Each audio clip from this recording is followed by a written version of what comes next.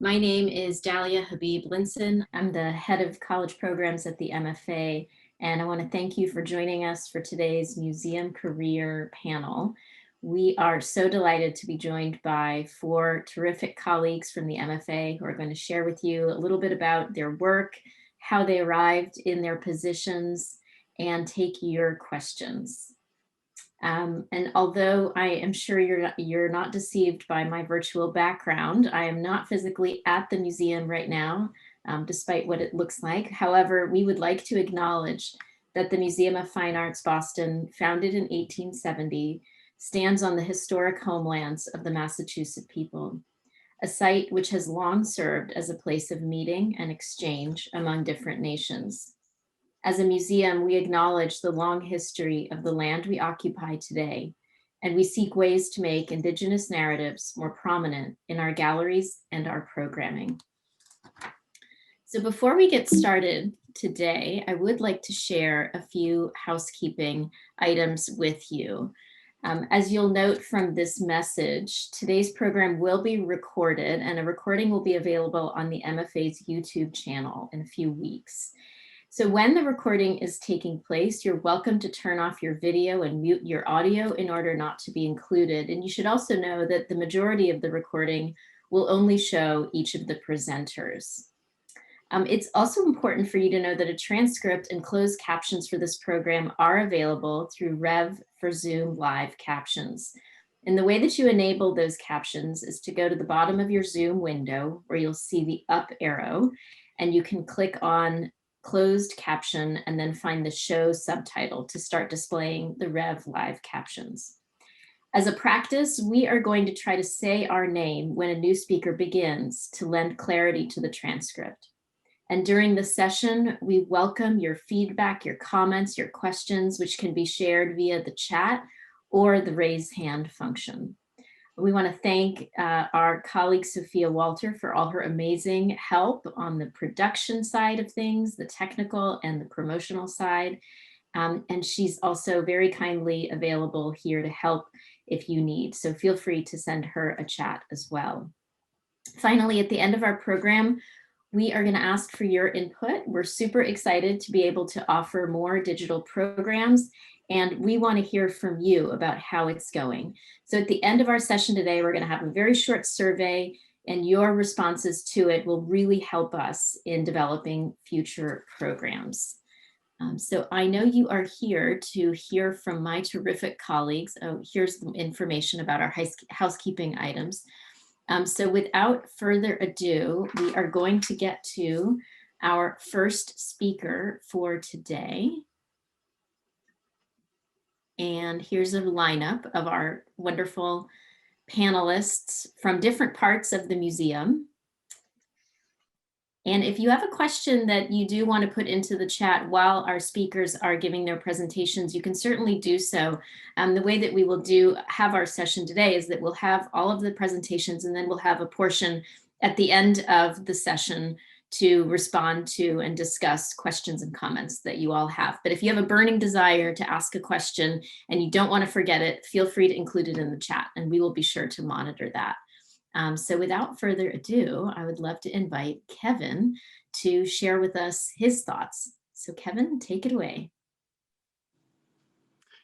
Thank you so much, Dahlia, and good afternoon to everyone. As Dahlia mentioned, my name is Kevin Cotter, and I'm the Benefits Coordinator in the Human Resources Department of the Museum. Prior to being hired at the MFA, I studied art history in college and later did a master's program in museum studies. But my first job out of college was in a training office at Mass General Hospital. And I did some HR related work in that office. And that job led me to apply to work in the HR department of the museum. I also had a friend at the time who worked at the School of the Museum of Fine Arts, and he was the one who made me aware of the job in the first place. So everyone might be wondering what happens in a benefits office or an HR department. Next slide. So our department is involved in many different types of projects. We're involved in recruiting new talent for the museum, helping with the onboarding process of new hires, acting as advocates for staff when necessary, communicating with staff about new programs and policies, and providing general support when they have issues within their departments. My specific position at the museum involves managing our benefits programs. Next slide. And these programs range from our retirement plans, our medical insurance and life insurance, to things like reciprocity with other museums, free courses for staff at the School of the Museum of Fine Arts at Tufts, and wellness initiatives. So a big part of the job involves meeting with staff to advise them on decisions that they need to make around their benefits, and then walking them through the process to implement those plans. I also work directly with a benefits broker in the museum, and also vendors from our insurance companies to help advocate for employees when they need it. And on the screen, you see some of the different vendors that we work with in our office, including Fidelity, TIAA, Liberty Mutual, Blue Cross Blue Shield. Our department is also very collaborative, so there's a fair amount of crossover between the various positions within HR.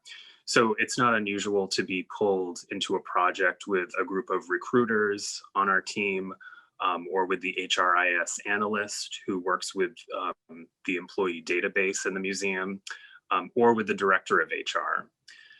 One of the things that I've really loved about working in this department is that it provides the opportunity for interaction with employees at all levels of the museum. So it's a great way to learn about the range of museum careers and different possibilities within the museum. And I have to say, as you can probably imagine, this past year has been an unusual one for the museum. The pandemic has required us to be more creative when it comes to getting our work done. I'm sure Megan, Marina, and Charlotte will have their own perspectives to share on this, but in HR, most of our work is done in person and face-to-face. So it's been interesting transitioning to working mostly virtually.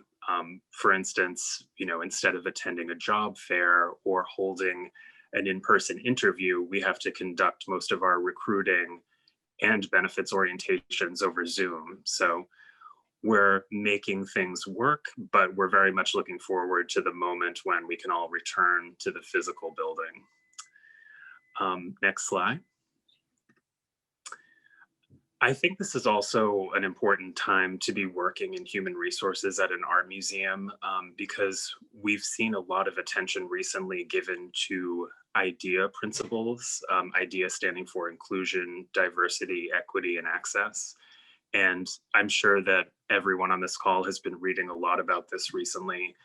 At the MFA, senior staff, including our leadership team, our director, and the Board of Trustees, have been getting behind the notion that these issues really need to move to the top of the priority list. For HR, that means not only recruiting a diverse workforce, but also thinking about the employee experience after the employee is hired and begins working and interacting with other employees. My colleague, Megan Bernard, who's going to be speaking in a moment, worked with our Director of Belonging and Inclusion to spearhead a new program to bring affinity groups to the museum this year. As you may guess, coming to work at a large art museum can be daunting for anyone, and these groups create a space for employees that may feel underrepresented in the museum to come together and talk about their experiences working here. We currently have 3 groups. There's a BIPOC group, which is Black, Indigenous, People of Color, an LGBTQIA+ group, and also a group for parents and caregivers. And hopefully this will be expanding into other categories in the future. I've been co-chairing the group for LGBTQIA employees for the past few months, and it's just been incredible to see employees attend these meetings and share their personal stories about working in the museum. Since Pride events in Boston were canceled this past year, as you may know, due to the pandemic, it's been great to have this community of people meeting regularly to discuss the ways in which the museum can still be involved in LGBTQIA rights advocacy. Another important group that I've been fortunate to be involved with and has really just begun to meet is the IDEA Cultural Assessment Task Force, which is a group of about 20 employees from across the museum, representing a wide range of departments, levels of experience, race, gender, sexual identity, who are meeting to discuss how to embed IDEA principles into all of the museum's activities. So this includes everything from our hiring practices to how members of the board are selected, to the exhibitions that we plan and how we collect artwork. It really means taking a holistic approach to those principles.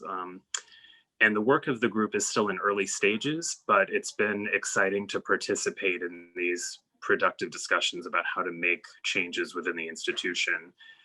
The group will meet over the course of about 3 months, and then we'll produce a list of goals and action items for the museum to accomplish over the next 5 to 10 years. To conclude, I just want to say that I know sometimes applicants to the museum believe that they need to come from an art history, art administration, or fine art background in order to be considered for positions within the museum. But the MFA honestly functions like a small city, and we recruit candidates from all disciplines. We have departments that look for candidates with backgrounds in finance, communications, writing, fundraising, the sciences. So even if your major or your background doesn't fall under the art history or museum studies umbrella, I would still highly encourage you to investigate and pursue museum work. Thanks very much. Thank you, Kevin, so much. That was so terrific. I feel like we should all say thank you by clapping, but I know that in the Zoom world, that's not always practical. But I'm going to go ahead and say thank you so much on behalf of all the panelists. That was really terrific. And I'm sure that your presentation generated a ton of questions, which we'll be happy to get to as we move through. So next up, I'd love to invite Megan Bernard, our Assistant Director of Membership, to join us. So Megan, over to you. I'm glad to virtually see everyone today. I'm excited to do this because, as Kevin said, I don't come from an art history background. I do come from a nonprofit background. In undergrad, I studied communications and sociology, mainly because they interested me, not because I knew exactly what I was going to do with those degrees. And then I started working in nonprofits during college in internships and continued that when I started working after I graduated. And I decided that I wanted to go to grad school. So I decided to attend Northeastern actually while I was working at the museum. And I got a graduate degree in public administration. That degree really helped me understand how nonprofits work, the intricacies of public management of organizations, and it really gave me a foundation for the work that I do today. So again, I don't have a single art history class in my background. What I do have is a passion for the arts, a passion for the Boston community, and a passion to believe in the things that I'm working on. So I echo Kevin's sentiment in that an art history background, an arts background is not needed, but an appreciation of the work that you're going to be doing at an arts institution or any job that you have really is really central. Next slide. So in membership, we are really about community. We are about caring for those members who either find themselves at the museum every day or just simply support us in a financial way. We want to create a place where everyone feels comfortable. We want to make sure that whether you speak any language, that we are going to meet you where you're at. We want to make sure that the museum is a place of community and not just a place where some people belong and some don't. As part of membership, it's my job to make sure that everyone has access, and access can mean a bunch of different things, from how you simply get into the door, how you get to the museum, how your membership avails you of certain benefits, and how you actually use those benefits once you're in the museum. We like to talk about opening mirrors and using mirrors and doors and windows as kind of a metaphor of how you can visualize yourself in a museum. And through membership, we want to create mirrors for which you can see your own identity. We also want to create windows for you to see new views into others' identities, and we want to open open doors to new ideas. Feels like a lofty goal for membership, but what we want to make sure is that we're not focusing on just one thing or the other. And we do know that we have a lot of people in our community with a lot of different backgrounds, needs, and wants. And so we have to be thinking really broadly when we are coming up with our programs and our communications. The next slide. When I say we are community, I also mean my team. I will say that I have a really fun team. Some of us are represented here in these photos. What we do as a team means that every single person, no matter what their job, is depending on others. And so the collaboration that Kevin spoke about is central to the membership team. We want to make it easy for our members, but we want to also make it easy for those who are working in our department. We work across the museum, whether it's with creating a direct mail piece like you'll see here, or producing an event like you saw with the Ameringer opening, whether we're giving away free memberships to those in our community, whether we're helping young people discover what the museum is and what it can be for them. We have to work with so many different people. We work with our Department of Security to make sure that people can get in the doors safely. We work with our friends and member and visitor services to make sure that tickets and cards can be scanned. We work with colleagues in Curatorial and Conservation to educate and to bring light to all of the work that they're doing to our members. So that's part of my job that I really do love, because I don't just get to sit in my office, I get to walk around, I get to talk to people.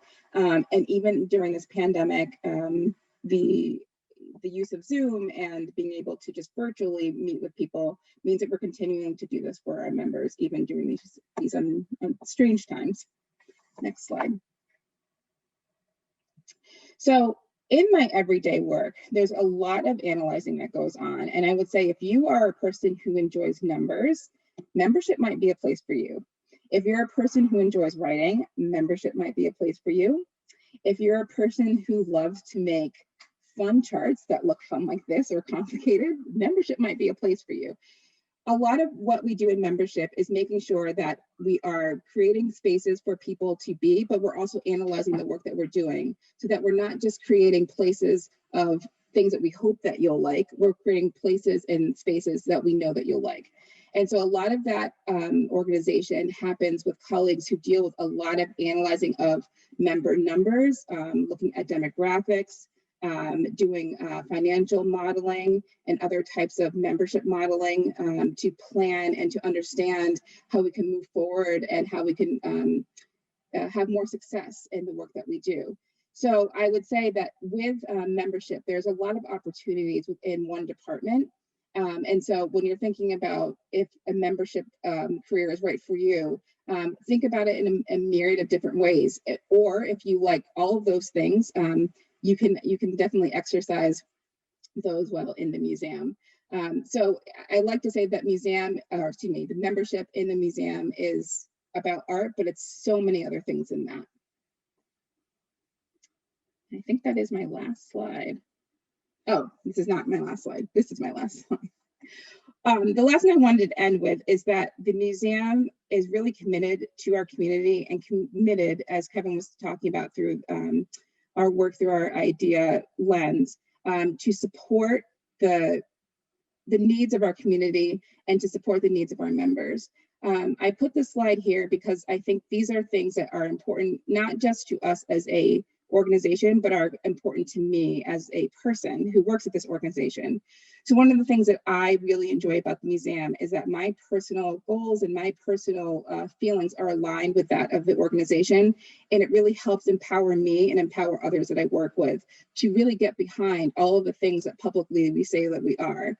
And I think that if each of one of us in our each areas are doing that consistently, we really are going to meet the goals, and they're high goals that we set for ourselves, and how we meet our community. So I want to say thank you to all of you for joining us here today. And I also wanted to say thank you to Dahlia and Sophia for organizing it and having us here.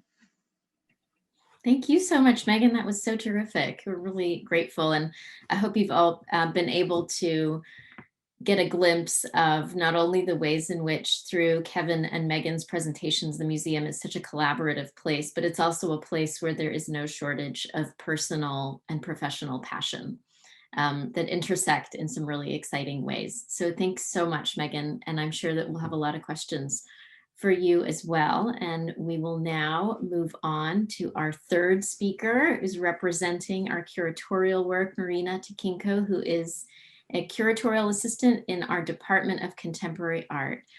So Marina, I invite you to share with us your story, your presentation, and thanks for being here. Thank you so much for having me. Hello, everyone. I'm so happy to be with you today. I'm joining you from Providence, Rhode Island, which is the traditional territory of the Wampanoag and Narragansett people, many of whom still call this area home. So I just want to make sure that I recognize them. And so as Dahlia mentioned, I'm a curatorial assistant in contemporary art. I've been here since March 16th, 2020, which is a date that might sound very familiar to many of you because it was when the lockdown began in many parts of the country, including in Boston. So I have actually worked at the museum from my home office for almost a year now. It's a very different experience than what I thought I would be coming into, but I've been really lucky and blessed to be able to do a lot of really exciting work this time. So Dahlia prompted me with the question of my background and how I started in the museum field. So I'd like to say that I'm originally from Guam, which is a territory of the US. And until a few years ago, it didn't have any museums, but I have family in California and I moved to the DC area when I was a child. So I've had the experience of museums not being an option and museums being really readily accessible. And I think that both of those poles are really important to what I bring to a museum. So I'm thinking about, when I'm thinking about curatorial work, I'm thinking about appealing to people who've kind of seen it all, and also to really reaching out to people who may not feel initially comfortable in a museum and kind of how we can bridge that gap. So next slide, please. So since I've only been here for a year, I thought I would give a little space to the institutions that I was at before, some for a very long time. So art history is my background. I also studied foreign affairs while I was an undergrad. So the top is pictures I took. So that's why they look like phone pictures, but the top is University of Virginia, where I went for undergraduate. And while I was there, I kind of developed my interest and my specialty in contemporary Indigenous art. So the picture to the right is an installation shot of the Kluge-Ruhe Aboriginal Art Collection, where I interned. I also got to take class with the director there, now the curator, Margot Smith. So that's kind of where I developed this real interest in Indigenous art, starting with Aboriginal Australian, which is what I strangely had access to in Central Virginia. But when I was there, I kind of realized the connections that were there between Native American art, this kind of idea of Indigenous as a, political organizing structure, as something that I experienced with my family on Guam. So it's kind of where I started the ideas for my PhD, which I'm still completing at the University of Pittsburgh, which is the photograph to the bottom, taken by a friend just a few days ago. So these are the kind of institutions that I started at before I came to the MFA. And I think that this background, this really particular contemporary Indigenous art background, was really important to my interest in coming to the MFA and coming to an encyclopedic collection where this wasn't a focus, historically hasn't been, and is something that the chair, Rachel Turing, is really interested in kind of cultivating at the museum. So Dahlia, thank you. You can do the next slide now. So in the spirit of the really excellent slides of my colleagues, I think I kind of modeled this off Megan's slide, off Kevin's slide, what type of work happens in a curatorial department. So I've kind of listed the many different things that I'm involved in. My role is more collections focused. So I think about objects that are at the museum. The kind of distinction is the other curatorial assistant who is more special exhibitions focused. So objects that come to the museum in curatorial that are not particularly part of the museum's collection. So I'm really thinking about what is at the museum, what is coming into the museum. But of course, I still work on exhibitions, which I'll talk about a little bit in the next few slides. Collections research, which is something that I'm really interested in, excited about. Because my background is in academia, I really love that piece of my role. And I also get to be involved in program planning and presentations. I have this screenshot from Indigenous Peoples Day where I actually got to do a talk on a Wendy Red Star piece. So I was mistaken earlier when I said I'd only worked at the museum one day when I came in. I also got to record a really great video that's still up on our website there about a piece from Wendy Red Star that's up. So these are kind of different pockets. What I love about curatorial work, and I think just museum work in general, is that every day is a little bit different. So there's some long-term projects that I continue to work on. There's certain responsibilities that I have, but there's kind of a different thing every day. And it includes a lot of public facing work, which I really love. I've taught at the university level, so I really love kind of engaging with college students. So these are just kind of really great things. I'm happy to kind of answer any questions about these. So I don't want to go too over, so can we go to the next slide? Okay, so I have just a few pieces from this really exciting exhibition, summer 2021, New Light Encounters and Connections. So the idea of this exhibition, which allowed me to work with lots of different curatorial departments, as well as interpretation, exhibition design, and conservation, who's been absolutely fantastic with all of this. So the idea was that we had a lot of new acquisitions in the department. Some of people may have seen the news of kind of wanting to diversify through contemporary acquisitions, including kind of the identity categories that we see in the US, but also just people from countries that weren't really represented. So here is Luis Dini, who's an Albanian artist. And we've grouped that with a really lovely piece from our Asian collection called the Calcutta School. So the premise of New Light Encounters and Connection is to bring together new objects from the collection with existing unseen collections, what we call like unknown highlights. So these are actually this is where the cross-departmental focus, because we're not experts in every single department. This object was actually proposed by a curator in the Asian department who is working on the interpretive text for this pairing, who's kind of helping us understand how this connection can really sing. And we're thinking about, representation of animals, as well as these really kind of lovely modern looking forms from, wildly different times. Next slide. And okay, great. So this might look familiar to the left, a piece by Boston-based artist Levon Jenkins, who was actually in an ICA exhibition, the Foster Prize, I believe.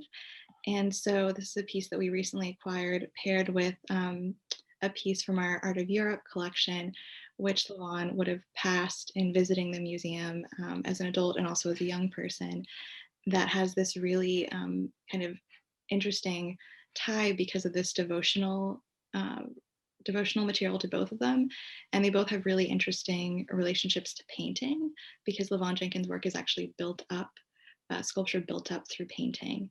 And the Goncourt Paris has really beautiful like tempera as well as gold leaf. So these, we're hoping that these will kind of show that contemporary art can really speak deeply and interestingly historically as well as materially. And I think that I've probably gone a little bit over. So thank you so much. And I'll pass it over to Charlotte. Yeah, not at all. Thank you so much, Marina. That was really wonderful. Yes, we all say thank you, thank you. And I know that there are already questions coming in for you as well. So we will be sure to address those after our final presentation. which we're very excited about. Charlotte Seifen Ameringer is our representative from our conservation department, and I will let Charlotte describe the vast landscape of conservation at the MFA, but just suffice it to say that this is an area of work in the museum that is not often very widely known. And so we're really thrilled to have her share with us a little bit about her own journey and her own work, and look forward to answering your questions about conservation. So Charlotte, over to you. Thank you, Dahlia. So my name is Charlotte, and I'm a paintings conservator at the museum. And I'm really excited to share with you all a little bit about my job. It's one that I dearly love. I have been at the MFA for 15 years, and I will date myself a little bit by saying that I have been a paintings conservator for 27 years. I did not find out about conservation until after college. My undergrad degree was actually in the biosciences, and I was sure that I was headed to med school. And instead, after I graduated, I sort of did a look inside and decided I wanted to indulge my love of the arts and go to art school. So I moved to Chicago to study at the School of the Art Institute. And it was while I was there that I came across a conservator. And for me, it was really sort of this lightning bolt moment when it was like, wow, here's a field that has science and art together in one thing. And I just knew that that was what I wanted to do with my life. So my first museum job was as a translator for the curator of decorative arts at the Art Institute. And my second museum job was as an intern in the registrar's department at the Museum of Contemporary Art, also in Chicago. And even though they're not directly related to my field, I still use a lot of the things that I learned in those two experiences to this day. So just to say that every opportunity you have in every job is valuable and will give you skills that you can build upon. Next slide, please. So this is a question I get asked a lot, which is what do you do? And I've put the textbook definition for conservation on the screen, but essentially what a conservator does is we're responsible for the physical care of artworks in the museum's collection. And we also contribute to our understanding of those artworks through study, through examination of the physical object itself, and we take into account the meaning of that object and the history of that object. Next slide, please. So unlike some of the other museum jobs, conservation requires a graduate degree. And as you'll soon find out, it also requires a fair bit of training. So you need a pretty broad skill set as a conservator. And in our profession, we often call this the three-legged stool. So you have to have knowledge and proficiency in chemistry, in art history, and in studio art. And in many ways, I would actually sort of add a fourth stool, making it a four-legged stool. And that is you need really excellent fine hand skills. So similar to the kind of hand skills that a surgeon needs to carry out his work. And this is something you don't come to the field with these. This is something that you develop over time. I just wanted to quickly go through a typical path for a conservator. Involves an undergrad degree, usually in art history or studio art, less commonly in the sciences. And then it's followed by what I'm calling pre-programmed training. So it's basically a period of time where you need to make sure you have all the prerequisites that are required by the graduate schools, which is a certain number of credit hours in studio art history, and chemistry, which is mainly organic chemistry. And then you also need a certain amount of hands-on experience. So working with a conservator in a conservation studio. After that is 3 to 4 years of graduate school, and then 1 to 3 years doing postgraduate internships and fellowships. Next slide, please. So as a conservator, you specialize in a specific type of material. So for example, I am a paintings conservator, so I don't work on paper objects, I don't work on pottery. And even within that, there are sort of subspecialties. So a paintings conservator may specialize in contemporary art or may specialize in, I, for example, specialize in art of the Americas, so South American, North American paintings. We're lucky at the MFA, we're one of the few museums with an Asian conservation studio, so a studio that's just dedicated to arts of Asia. And we're also fortunate to have a scientific research department. We're one of only 12 museums that has one, and that department is staffed by a conservation scientist, so a slightly different background, but a very allied profession. We have, you can see the 7 departments on the slide, and there are about 30 conservators currently at the MFA. We work across the museum with, I think, almost every department at some point or another. Next slide, please. So very briefly, these are some of the very basic activities that a conservator would do. First one is examination, which is the first thing we do when we're given a conservation project. And it's a really crucial step, and it involves really looking closely at that object. We can look with our eyes, we can look with the aid of a microscope, we can look with aid of things like ultraviolet light, infrared light, with x-rays. We can conduct any kind of scientific analysis that we feel would be helpful to us to understand the materials that comprise an artwork and how they have changed over time. And we also collaborate with our curatorial colleagues. So as we're moving through a conservation project, we're talking through everything with the curator who's in charge of that collection. Documentation is something a lot of people often find surprising. There's a lot of it. So we create a written and a photographic record of everything that we do, what we find when we examine an object, our thought processes, what treatments we carry out on the said object, which brings me to treatment, which is probably the part of conservation that most people are familiar with. This is the actual hands-on working on an object with an object. It can be something as like removing a dirt layer from outdoor sculpture, to removing a yellowed and discolored varnish from a painting, to repairing a piece of pottery and mending a torn textile or a torn print. Research is sort of self-explanatory. It's conducting art historical research, talking to colleagues, looking at similar objects to try to gain a more robust understanding of the object you're working with. And then education, which really, it has 2 parts. So there's the public outreach part, where we share our findings with the public and with our colleagues.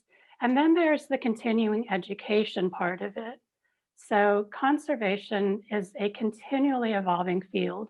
There are always new scientific advances. There are always new art materials, new treatment techniques. And we really, in order to do our job well, have to stay abreast of all these developments in our field. Next slide, please.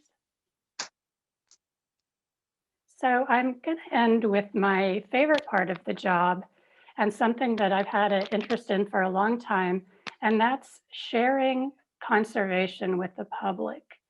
I really think it's important to bring conservation sort of out from behind the scenes, to make it more approachable, to make it more transparent and less mysterious. And to that end, we're fortunate at the MFA, we just completed construction of a new conservation center that has brought together a number of the conservation studios in one place. And one of the goals when we did this was to have a really large public-facing component. So we have classroom spaces. We're set up to video into classrooms and to interact with people with an object in front of us and sort of talk about what we do, what we're looking at. And the space also has this area where a museum visitor can come up, learn about conservation, and literally through these windows can look in and see conservators at their daily work. And that has been sort of a really big challenge for us in this age of COVID, is that none of those in-person activities, we haven't been able to do them. So we're kind of trying to figure out how to replace them with virtual things, which isn't, can be challenging. I'll just put it that way. So the museum has also really embraced, we were one of the first museums to put conservators in public galleries carrying out conservation treatments in public through our Conservation in Action program. Another program that I really love that I think is in its third or fourth year now is our STEAM program, which stands for STEM plus Art. And conservation lends itself to that program really beautifully because it kind of embodies every letter in STEAM. And it's a chance for us to collaborate with high school students from across the area. And there are many other opportunities through museum events where we can share our findings and our job with members of the public. So Dahlia did ask us to talk a little bit about the challenges of the job. And for conservation, I would say, aside from the years of training and the years of schooling that are required to become a conservator, one of the ones that I wasn't aware of ahead of time is there are not many jobs available, and you really have to be willing to be very mobile. So if you think about it, it's really only the larger museums that have conservation studios in them, and they tend to be located in big cities and really concentrated on the East Coast. So you kind of have to be willing to go where the opportunity is. And I was counting up as I was doing this presentation. So my husband and I have done 6 cross-country moves during my conservation career. And I wanted to end with a piece of advice that I was given really early on by a conservator as I was just starting on my path. And what he said was, don't weed yourself out. And to me, that just means if you have a dream, don't give up, believe in yourself, and you will succeed. And with that, I'd like to turn it back over to Dahlia. Thank you so much, Charlotte. That was a really wonderful way to end our presentations on that very hopeful, forward-looking note. And I also appreciate that you will also have some time to respond to some of the questions that are coming in. Can you all hear me? Okay. Yes. I'm just getting a note that says I need to unmute myself. Okay. All right. So with that, I think I will stop sharing so that we can turn our attention to our attendees and the questions that they have. We've already been getting quite a few in the chat, so very much welcome that. Welcome your feedback and your questions.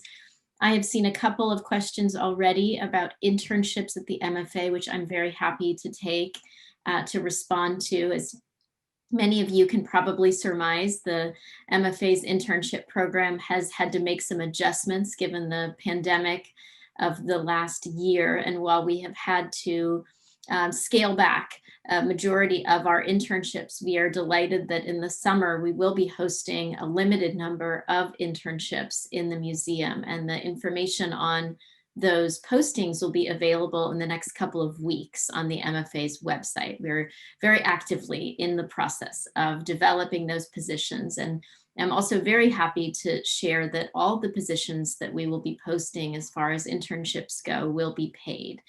And so that is, yes, absolutely something to celebrate. So we welcome you to check back on the website and to stay very close to those developments. And if you're interested, to also sign up for the Learning and Community Engagement newsletter, which goes out monthly, in which you'll learn about opportunities to connect and learn from the museum. And I'll also give you some reminders of some exciting upcoming events. So with that, I wanted to know if I could share with our panelists a question that came up largely for all of you around this notion of museum studies and sort of additional training that is museum specific, and wanted to know how from each of your perspectives you would be open to addressing what you think additional training for careers in museums from your own point of view might look like. So let's see, maybe Kevin, could we start with you? Sure.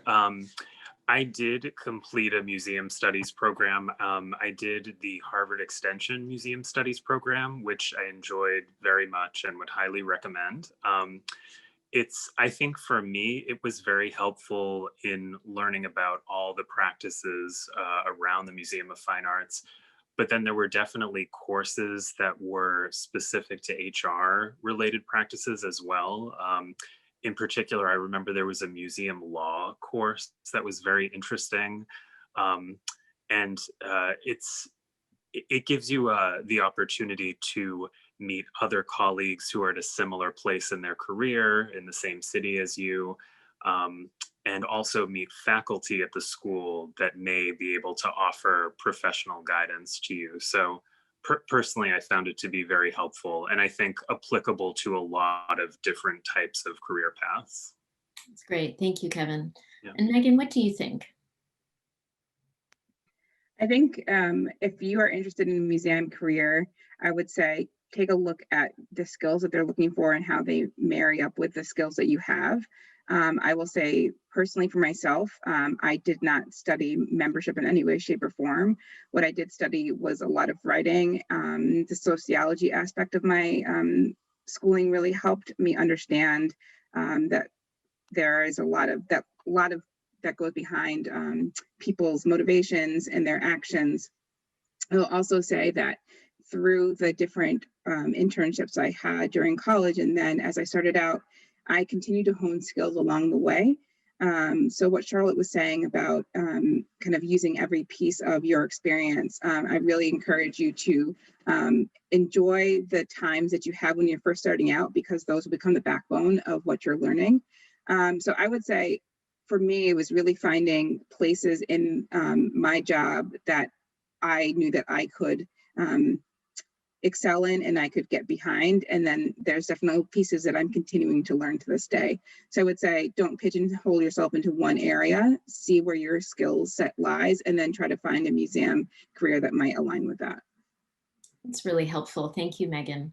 And Marina, I know that you touched a little bit on this in terms of your own experience and your own journey to your curatorial role. So I wonder if you could speak a little bit to the kind of training that you think would be helpful for students who might be interested in curatorial work, and perhaps to respond to specifically to this question about whether you think it's important to have a curatorial focus in mind when you're applying for a job as well. Yeah, so I think that as many areas of the museum, if you want to work in curatorial, I think you need to know that you want to do that before you apply. I think that there are some cases where it's something that people kind of fall in, but that's usually not kind of moving through the museum. That's kind of like you've taken on curatorial roles, I would say more in gallery work, like outside of it. So I don't really have that much museum studies experience in, I'd say, taking classes. I've taken a few. I took arts administration when I was an undergrad, but a lot of my museum experience comes from working with museums.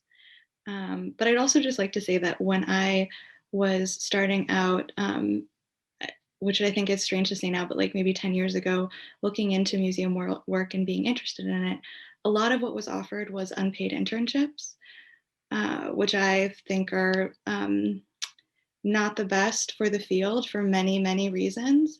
And so I was able to do internships that kind of provided me with course credit. And so I was able to kind of always find a way to like at least get something from the internships. I did do a few paid internships. I worked at for-profit gallery, which wasn't for me. I very quickly learned. So I would say that learning from being in these institutions is good. I'd also say that there's like lots of ways to be parts of museums and to work for museums and organizations that are not in such an official capacity. So one of the like truly free unpaid internships I did was for an African American Heritage Center in Charlottesville, Virginia, that I just thought was doing really great work before they even opened their doors. And so I kind of was like, here's the hours that I can give for free, and like whatever you want me to do, I'll do it then. And that was really exciting because it was learning what was kind of coming off the ground. But I would say, like, I would recommend, thinking about alternative ways, being on a lot of different lists for museum positions, because there's always like many different ways to get involved. And I would say that unfortunately, it is something that you kind of learn about when you're doing it, more than other things. So my internships were really important in shaping my role, but I also would say that like, I perhaps don't have as many of them as other people did, because I really needed to not just do unpaid work. Great, thank you, Marina. That's really helpful as well. And I know, Charlotte, you addressed training in your presentation in terms of specialized conservation training, and very helpfully offered that chart for us to understand that sort of typical journey.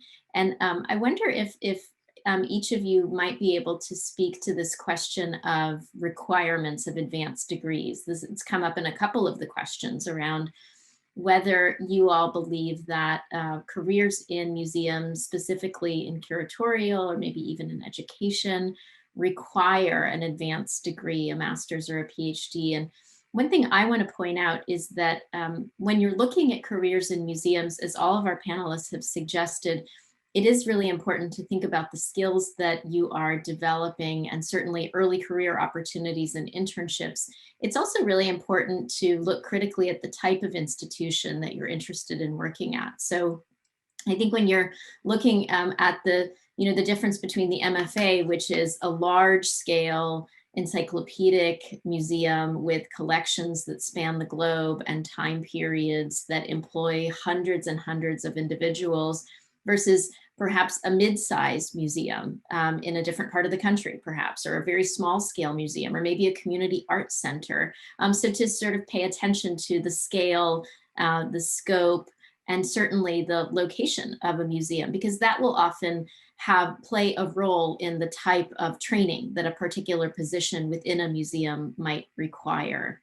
And I don't know if anyone else would like to add to that. And will say that certain positions in museums do require certain levels of training, but does anyone on our panel want to speak to that any further?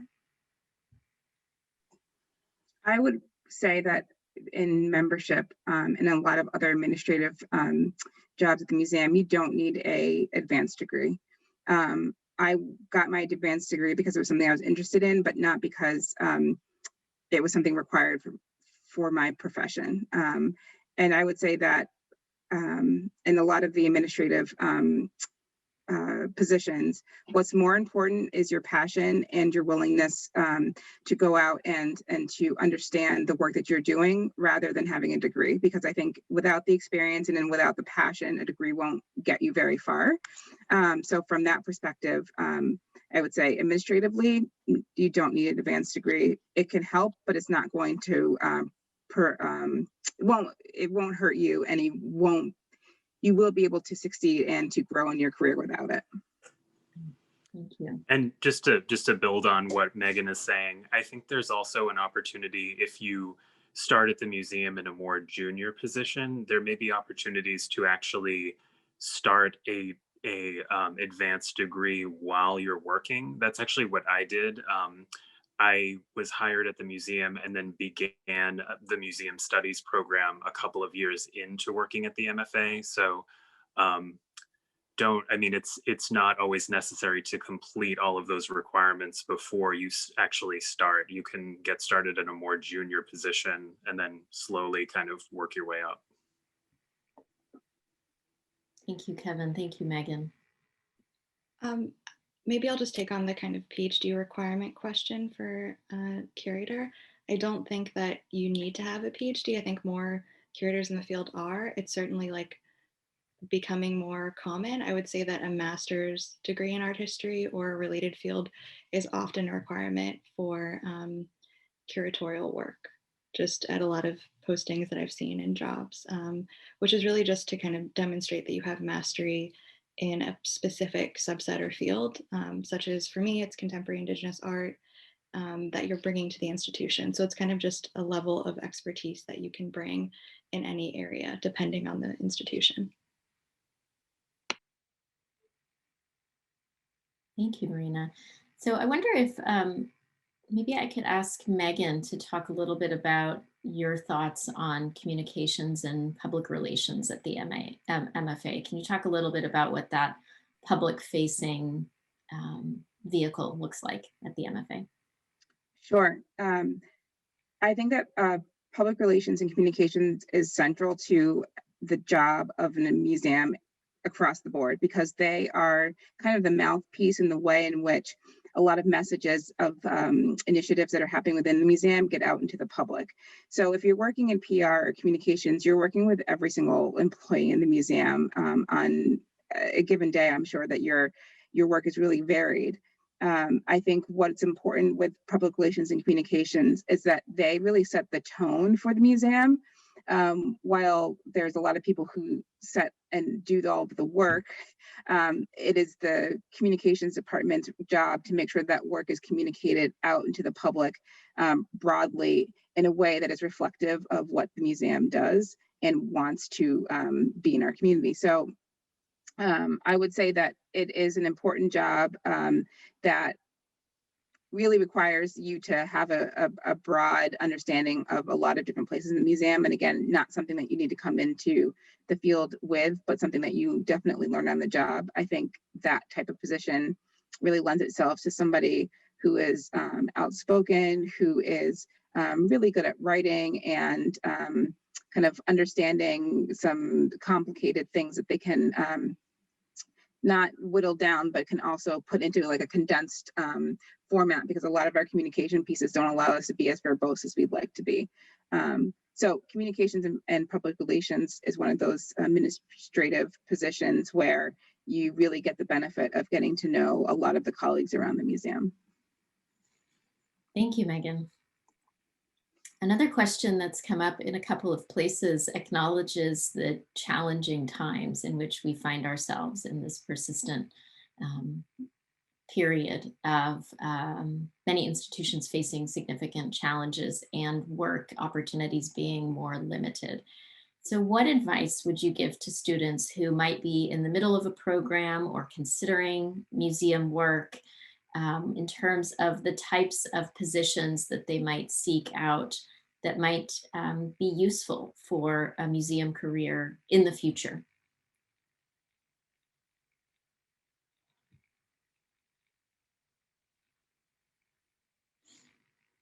Maybe going back to that idea of skills development. What do you think, Megan?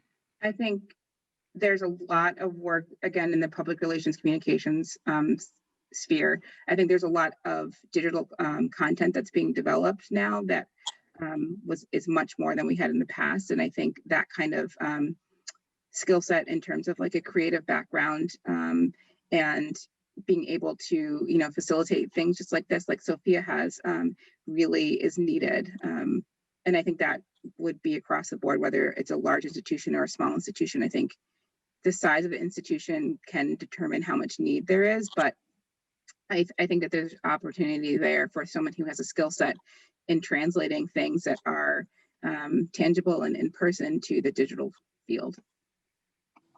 Thank you. I also just wanted to say that the museum has also added the position of a safety officer this year. So something that's kind of interesting to think about is the employee who is in that position, I think, had a legal background and a background in government relations, but it just goes to show you that you never really know what your path is going to take inside the museum. So this is a person who was hired in a development position, but then because of this experience that she had previously, she transitioned to this completely different role due to the pandemic.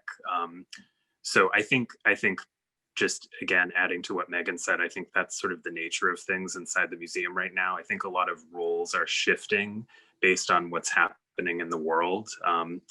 So if you're coming from a different background, you never know sort of where things will take you inside the museum. You might end up doing something very different based on what the needs are inside the building.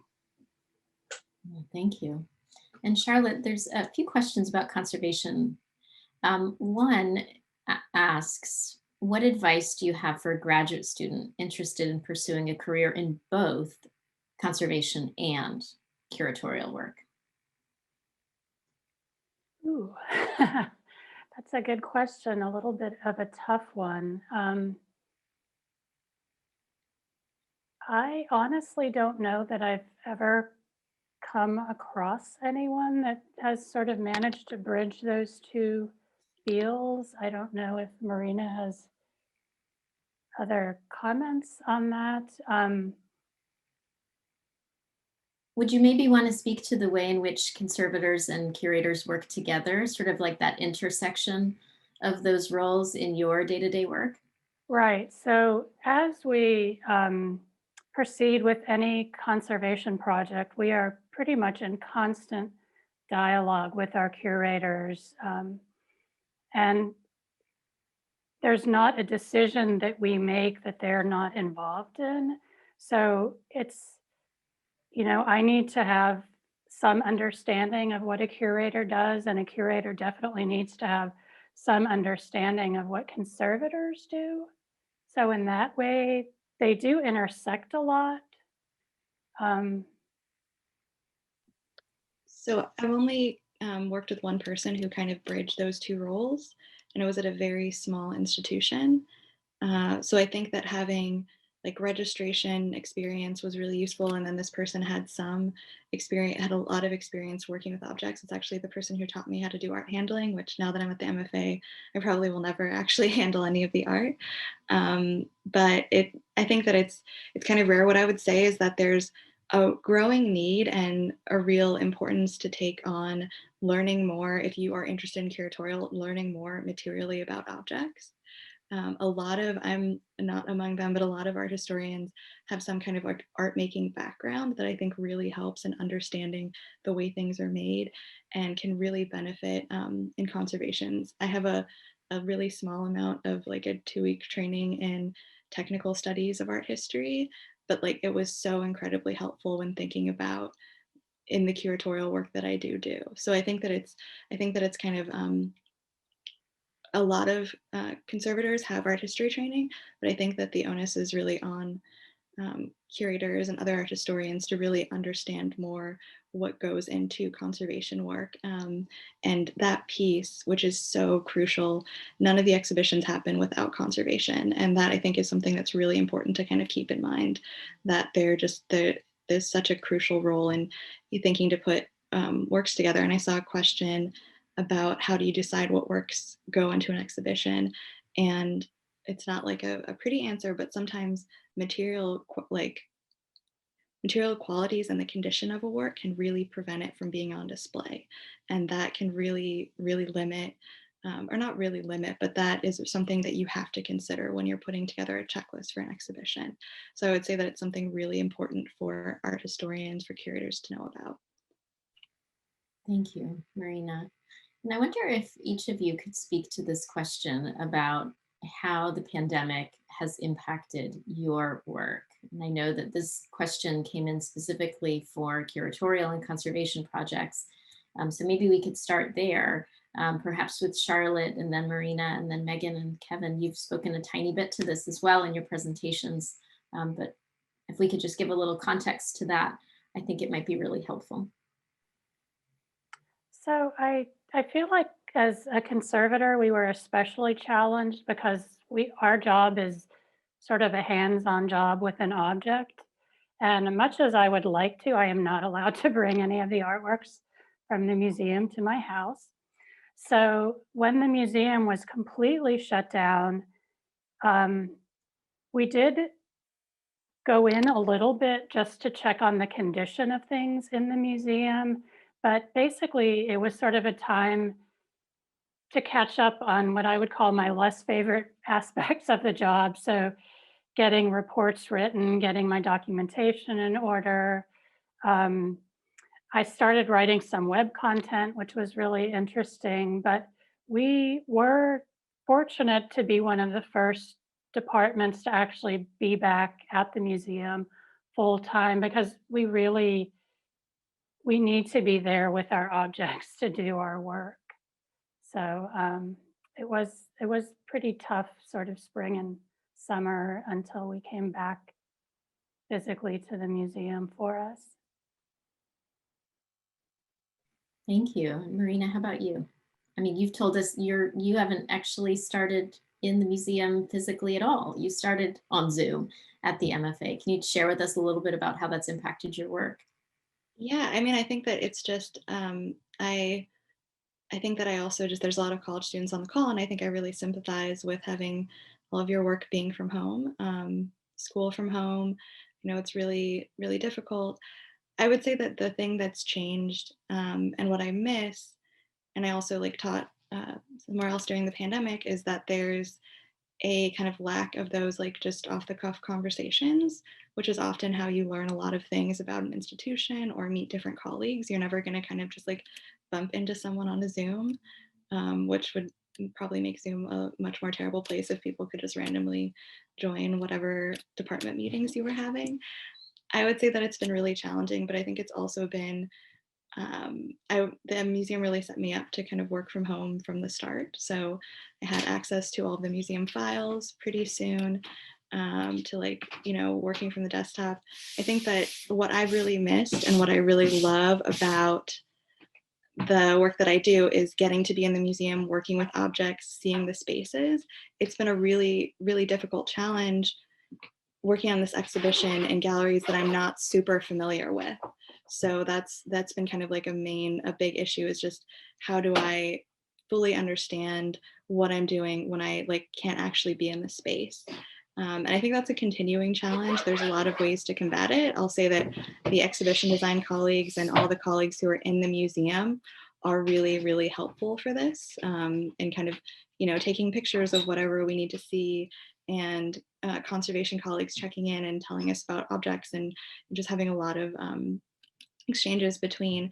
But I would say that it's been really difficult, because part of what draws me to curatorial work instead of academia is actually working with objects and actually working with publics, and it's just a different situation now. I still get to see objects. I'll definitely see this exhibition that I'm working on once it's up, but the kind of day-to-day in the museum doesn't happen. It's lucky and safe that it can happen from home, but it's just a very, very different world. Thanks, Marina. And I know Kevin and Megan, your work has been impacted as well, in terms of the work that you do in membership as well as in human resources. And I wonder if you might reflect on another question that's related to this inquiry around maybe what benefits have emerged. What are some of the positive effects, perhaps, of shifting our work to this online format? I wonder if you could speak to that.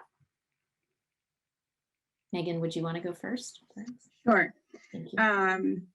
I think a positive, a personal positive is, as a parent with 2 small kids, and a commitment to my job that is in Boston, and I don't live in Boston. There's a lot of personal push and pull that happened when I was working in the museum. And it was a love of my job and being around so many of my colleagues that I loved working with, but also, you know, that idea that I was missing a lot of time at home. While working at home is challenging, if you've been seeing me strong arm my children on the side during this call, you'll understand. But I think one of the benefits is being able to be with my kids all day while also being able to work. I had a meeting this morning at 9, and I held my 4-year-old doing the whole thing, and it was fine. So I find that a real big positive is the work-life balance that I wasn't really doing a good job of before has been achieved in a unexpected but really great and surprising way. So on a personal level, I think that's been a positive. The other positive that I think has happened is probably, again, in the work-life balance, is the idea that you can compartmentalize your time in a way that works for you and your schedule and whatever you have going on, and that everybody is on that same level. We're all dealing with different things at different points in time. And so there's a great understanding that I may not be sitting behind my computer from 9 to 5 every single day, but I'm going to get my job done. And I appreciate the longitude and I have there to really be an adult and do my job when I can do it and still do a good job. I think there has been a level of understanding that workplaces have had to open up and really embrace. And I think that I hope that continues when we're all kind of back together again in the workplace, because I think it's been a real benefit for me, both professionally and personally. Thank you, Megan. How about you, Kevin? Yes, I would agree with what Megan said. I would also add that I think it's kind of pushed us to come up with new ways to deal with problems that have existed, and also just to be more open to technology. I found some people in the museum are more comfortable with technology, with Zoom, with different methods of communicating than others. But I think the pandemic has forced everyone to kind of embrace these new systems. And I think in some ways that's been really positive. It's kind of pushed us to come up with new ways, often electronic ways for employees to access information, to enroll with benefits, to apply for different programs. And I think it's been, while as we all know, it's been a difficult time, I think there's been a lot of advancements in that area. Thank you so much. So there's one pretty specific question, and then there's a sort of more general question. The more specific question has to do with part-time positions at the museum. It says, I wonder if anyone, especially in conservation, exhibitions, art handling, installation, and HR, could speak to the use of part-time contract workers for technical roles. Any advice on developing skills and opportunities that would help create more stable full-time roles for a person who may have years of practical experience but lacks advanced degrees? So any thoughts on the applicability of part-time work in any of those areas: conservation, exhibitions, art handling, installation, human resources?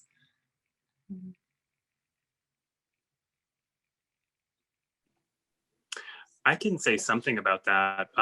I do know that we have a wonderful facilities team that does a lot of the installation for the museum.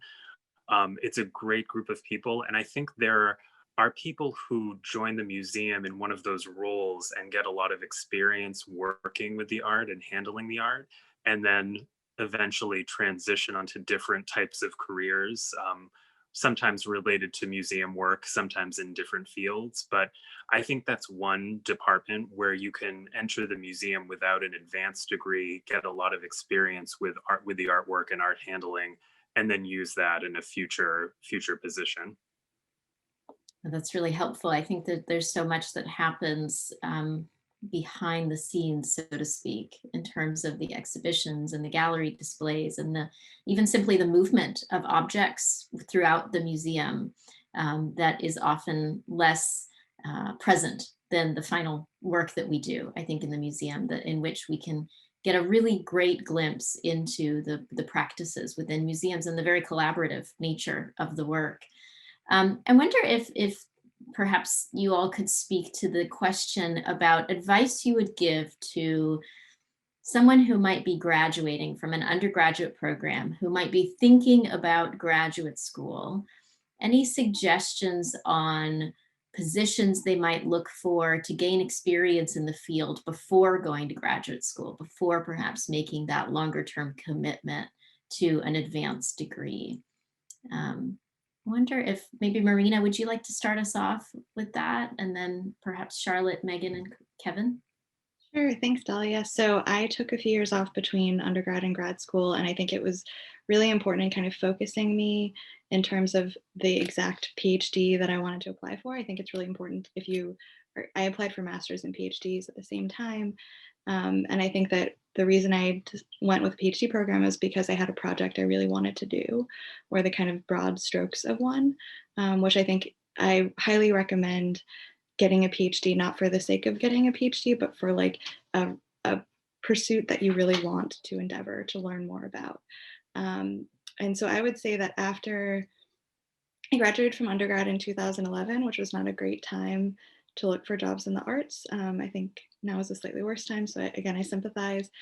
I cast a really wide net. So I think I mentioned already, I worked for a nonprofit, a for-profit gallery for about 7 months. And then I worked for an art center. So I did work in kind of education and programming, and I wasn't thinking, a lot of those skills have been applicable to graduate work and then also to my job now, right? Like thinking about logistics of doing a program and all these different skills that you gain working in like actually administering the arts, as I did when I graduated from undergrad. So I would say think about like beyond just museums into the art related field, right? So galleries, art centers, thinking about, where you are. So your local community, if there are multiple art centers nearby or kind of in the surrounding areas, depending on what access you have to get to different places. I would say that it's really important to think about the broader arts field, not just the museum world, when you're like looking for positions right now, because you can gain a lot of valuable experience. You can put exhibitions together. I did a few while I was working in an art center that weren't related to my job there, and I got to work on other things just kind of by pursuing opportunities and knowing artists and having friends who worked in the art field. So I would say just really be open and think about looking in maybe surprising places, looking kind of near and far, depending on what you're looking for. And a lot of people can come to museums with a wide variety of backgrounds that aren't just other really well-known museums. Great, thank you. What do you think, Charlotte? Any thoughts on this? Yeah, I had a couple of thoughts. So I would echo what Marina said. I also ended up having a multi-year gap between undergrad and graduate. And I think it just gives you the time to sort of look around and figure out exactly what it is that you want to do in a more specific way. Like Kevin, I also did a museum studies certification sort of after college during my art school time. And I found that really helpful. When I did it, it was a 2-year program, and you really kind of dug into every facet of museum work. So I remember one of our projects was we actually had to come up with an exhibition, and then we had to figure out where the artworks were and if where they were would lend them to our institution and sort of justify why the museum we picked to have the exhibition at should be the place where that exhibition took place. And that was just really helpful for me to sort of get a little bit of experience in all the different parts of what can happen at a museum and figure out which ones I liked and which ones I maybe didn't like as much. And I would also say, just as Marina also said, be really open.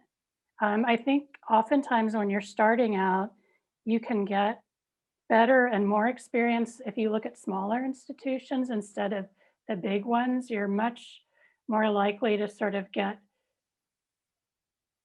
I don't want to say pigeonholed, but to have this one small task to do.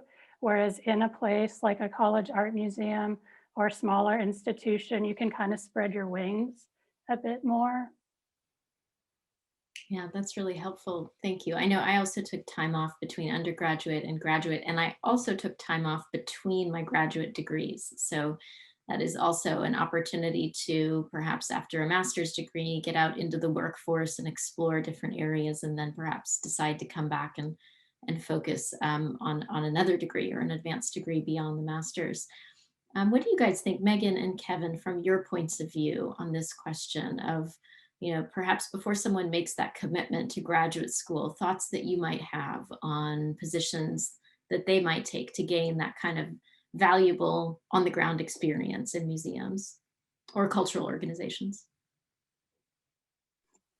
I will say that a lot of my experience and what led me to my graduate degree was based on the fact that I took administrative positions at a lot of different nonprofits that, as Charlotte was talking about, gave me a view into inner workings of organizations. And as I worked and interned, I saw that there were similarities and differences between different organizations.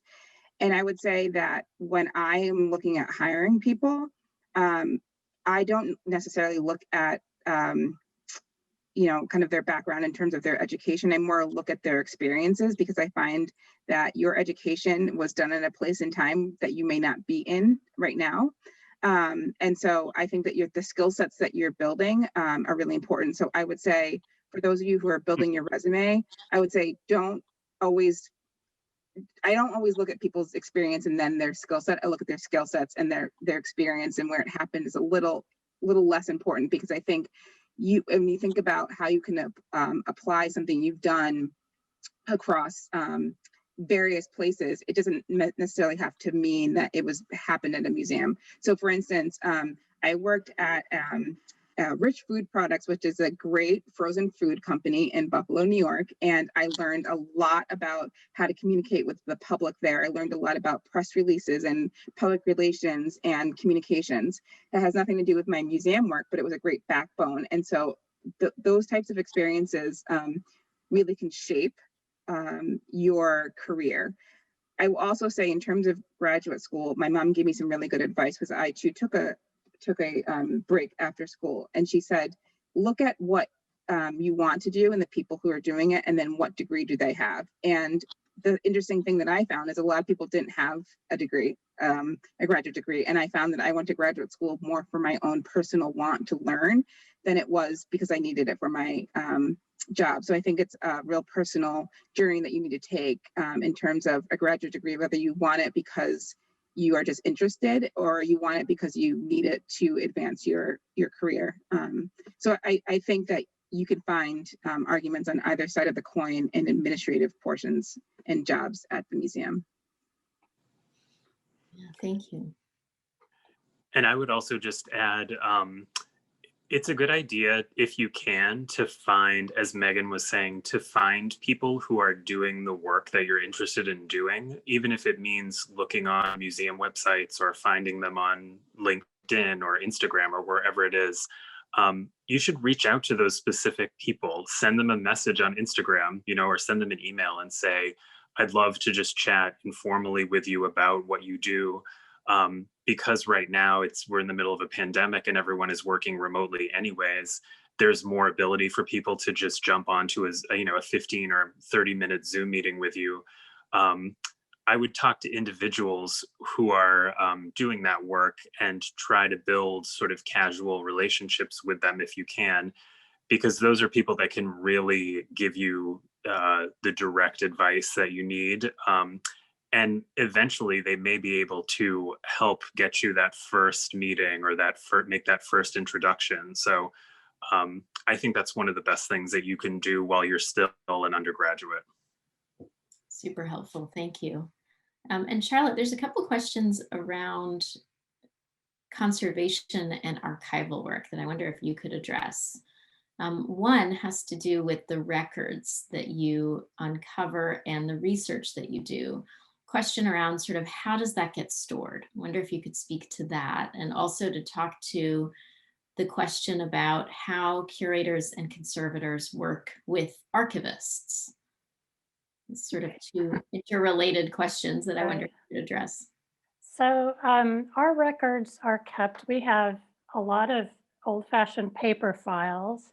So every object at the museum has what we call a conservation file, which is a record of treatment history, technical examinations, etc., as well as a curatorial file, which has more to do with provenance and how it was acquired, where it's been exhibited. And then we also have an in-house database called the Museum System, where we input all of our reports and our photographic documentation, and that's sort of maintained and updated by our IT department. And as far as the second question, an archivist, I think it's probably a little bit different. So we have an archivist at the museum, Maureen, and we have worked with her sometimes, like if we're trying to find a picture of a painting and how it was installed in a gallery in, say, like 1917, so we can see what it looked like at that point and compare it with what it looks like today. I think in some other institutions, like if you have a library or paper-based collections, the conservator is probably more likely to work much more directly with an archivist just because their work overlaps a lot more. So we also have a conservator on staff who just deals with our library books and library materials. That's sort of a separate branch. I find the archivist job very fascinating because it's like all these beautiful little nuggets of information about pretty much anything that you can find. Thank you. That's really helpful. And Marina, from your point of view, can you speak to how you might connect with the sort of archival systems at the museum in your work? Yeah, so I think that sometimes we're really lucky to get an acquisition from an artist who has a kind of deep connection to the institution. And then I don't know if this acquisition is public, so I'm not going to like say it by name, but they've been really useful in kind of digging deep into the records. And this is something that I think we've had to rely on colleagues more in this kind of Zoom universe world, because we're not physically in the museum as curatorial staff. They might have access to kind of other files and other things that we don't have. So I think that it's been really useful to connect with people at the museum who know more about it in institutional history and things. Our contemporary is a really young department, so only been around since 1971, but that actually means that there are a lot of things cataloged in relation to the department and other file systems, other sets of notes. So it's possible to kind of dig as far back as 1971 from a distance and with the help of colleagues. Thank you. It is really important to be thinking about that with an institution that's over 150 years old, right? Sort of thinking about that both in terms of the past and in terms of the future. So as I give a shout out to one of our participants, I would love for each of you at the panelists to scroll through that chat and see if there's a question that is directed to you that we haven't covered that you would like to answer in the last few minutes that we have. And while you're doing that, I will share that one of our participants, Herb Jones, a good friend and former colleague of all of ours, is with us here today and has some really useful tips for all of our participants, which are to explore student memberships in associations that are devoted to museums, like NEMA, which is the New England Museum Association, and AAM, which is the American Association of Museums. So you can't be too connected to institutions, to associations in which these collaborative, multi-institutional organizations are all about ensuring connectedness. And then certainly also to network with museum professionals through LinkedIn. So thank you, Herb, for that. That was really wonderful and great to have you with us. So as you all look through that list of questions, is there anything that has emerged for you that you would like to address directly? And I will say that we'll keep a record of all the questions that were asked and try to get as many of them as we can answered. Okay, so in the last couple of minutes that we have together, I want to once again offer a hearty thank you to our panelists, to my colleague Sophia Walter for all her help in production and promotion, for all of you for joining us, and to remind you that if you enjoyed this program, if you got something out of it, we really want to hear from you. So please do share your thoughts through the survey that my colleague Sophia has put into our chat. We invite you to complete that, share with us your thoughts, suggestions. I also want to share with you that we have some more programs coming up specifically for students to be thinking about how you can learn more about museums. We have a panel this spring coming up that will look specifically at this kind of question that we're all fascinated by, which is how do museums work?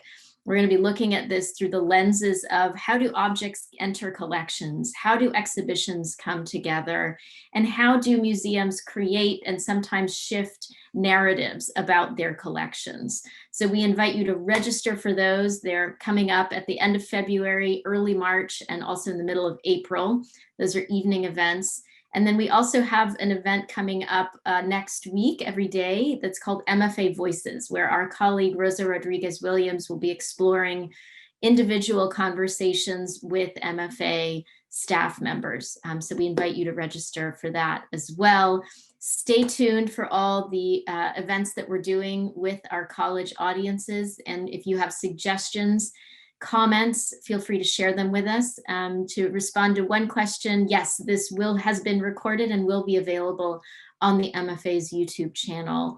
And with that, we just want to close out by saying many, many thanks for everyone for joining us, and best wishes for the future, for the weekend as well. Bye, everyone. And yes, expect an email coming from us soon from learning@mfa.org.